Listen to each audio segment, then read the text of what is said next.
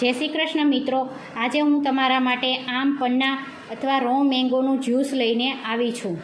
તો આ તમે થોડી વારમાં કોઈ પણ મહેમાન આવે તો પણ થોડી વારમાં તૈયાર થઈ જાય છે અને તમે આને ખાવ તો હેલ્ધી પણ લાગે છે.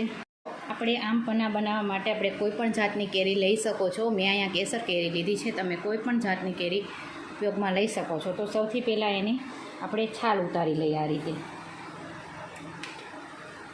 મિત્રો, આ આમ પન્ના છે તે એકદમ હેલ્ધી રેસીપી છે. તે ઉનાળામાં આપણે ખાઈએ તો લૂ પણ લાગતી નથી, પીએ તો આપણને લૂ પણ નથી લાગતી. એટલા માટે આ આમ પન્ના આપણે બનાવીને એકવાર જરૂરથી ઘરે ટ્રાય કરવી જોઈએ. આપણે એને આ રીતે સુધારી લઈશું. જો તમે સુધારવા ન માગતા હોય તો તેને આમ છાલ હોતા આખું પણ બાફી શકાય, પણ આ રીતે કરીએ તો ઝડપથી આપણો આમ પન્ના બની જાય છે.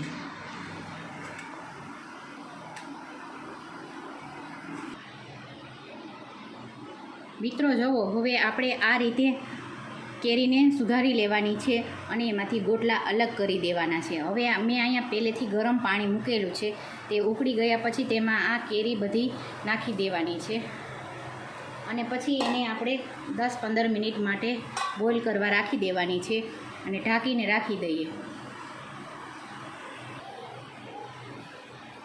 તો હવે આપણે જોઈ લઈએ 10-15 મિનિટ થઈ ગઈ છે. તો આપણી કેરી છે એ એકદમ આવી રીતના પાકી ગઈ છે, એનો કલર બી ચેન્જ થઈ ગયો છે. તો હવે આપણે એને ગેસ બંધ કરી દઈએ અને થોડું ઠંડુ થવા દઈએ.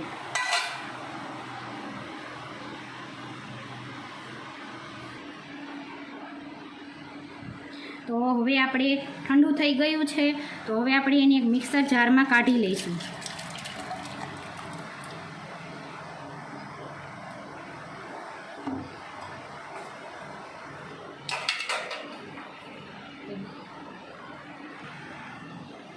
એક ચમચી આપણે તીખાનો પાવડર ઉમેરીશું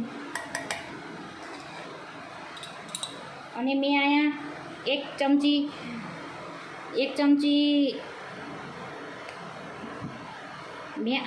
ચમચી વરિયાળી અને 1 ચમચી જીરું બંને શેકી લીધા છે. તો બંને મળીને 1 ચમચી એટલે કે 2 ચમચી આપણે આખું જીરું અને વરિયાળીનો પાવડર હોય તો પાવડર તમે ઉમેરી શકો છો, નકર આખું જીરું શેકીને પણ ઉમેરી શકો છો. તો હવે આપણે અહીંયા 1 મોટી ચમચી ખાંડ ઉમેરીશું. જો ખાંડ તમે ઝાઝી અથવા વધારે ઓછી કરી શકો છો. ખાટી કેરી હોય તો તમારે વધારે ઉમેરવાની, અને જો ખાટી કેરી ના હોય તો તમે ઓછી પણ ઉમેરી શકો છો. 4 થી 5 પાન પુદીનાના નાખવાના છે. હવે તેને આપણે મિક્સરમાં પીસી લઈશું.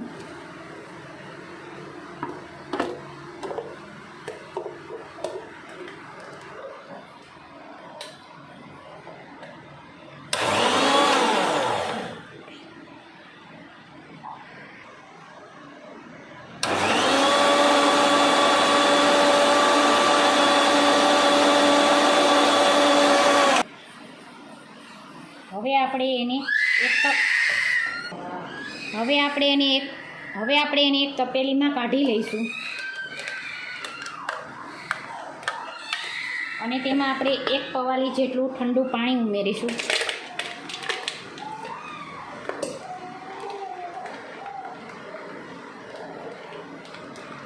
અને સારી રીતે મિક્સ કરી દઈશું.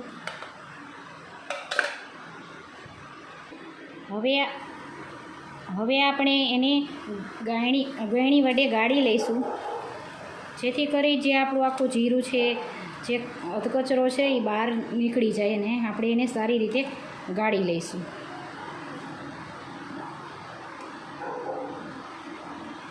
તો મેં અહીંયા લાલ મરચું અને મીઠું લીધું છે. હવે આપણે 1 ગ્લાસ લઈ અને એમાં લીંબુ આ રીતે લગાવી દેવાનું અને પછી તેને આ રીતે કરી લેવાનું. તો આપણો ગ્લાસ સારી રીતે થઈ જશે આવી રીતના, જેથી કરીને સારું પણ દેખાય. તો હવે આપણે તેને જે ગાળેલું હતું આમ પન્ના તેને આપણે ગ્લાસમાં સર્વ કરશું. અને તેમાં આપણે બરફની ક્યુબ નાખીશું, 2 થી 3 બરફની ક્યુબ નાખીશું.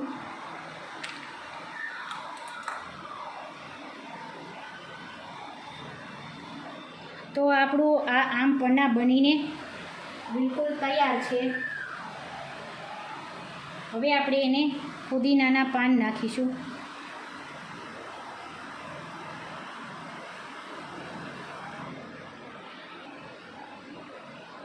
તો આપણું આમ પન્ના બનીને તૈયાર થઈ ગયું છે. તો મિત્રો તમે ઘરે જરૂરથી ટ્રાય કરજો અને અમારી ચેનલને લાઈક કરજો, શેર કરજો અને સબસ્ક્રાઈબ કરજો અને કમેન્ટમાં જણાવજો તમને આ રેસીપી કેવી લાગી છે. અમારો વિડીયો જોવા બદલ તમારો આભાર.